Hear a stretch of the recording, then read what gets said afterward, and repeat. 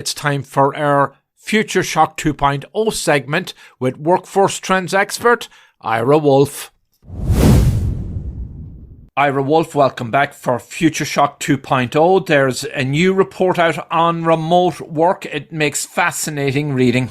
It does. Thanks, John, for having me back. Most people probably know that work flexibility is a hot topic. And there's a new report that just came out from, they call it the State of the Remote Workplace. It's put out by Global Workplace Analytics, Kate Lister, and Owl Labs. And many of you have seen their technology around. So these are people and organizations that are focused on this.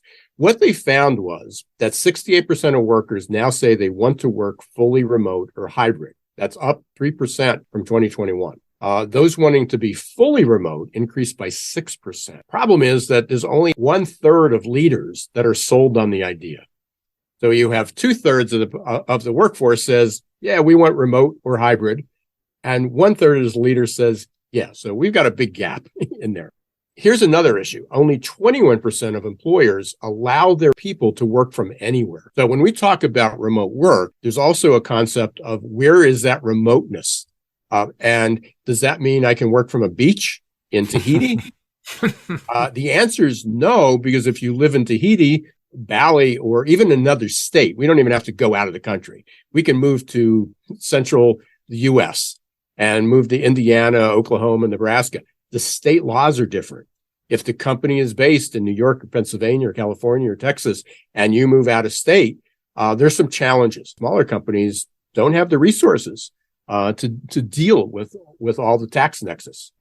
Here's another problem. Nearly half of the employers who were surveyed don't ask their employees about the remote work preference. So they make these policies and they're, I don't know if it's the ivory tower or the C-suite or wherever they're making it. Maybe it's their home office. They're making some of these decisions, but they're not asking. And that's just silly. And about 40% don't share the results of the surveys with the respondents, which is an age-old problem. Interesting enough, we can go down into the generations because we talk about this all the time, that a lot of these solutions are not neatly fit into a box. They just don't. So the desire to work fully remote, no surprise, is highest among millennials. About 44% of millennials say they'd like to work fully remote. Here's what's interesting, though.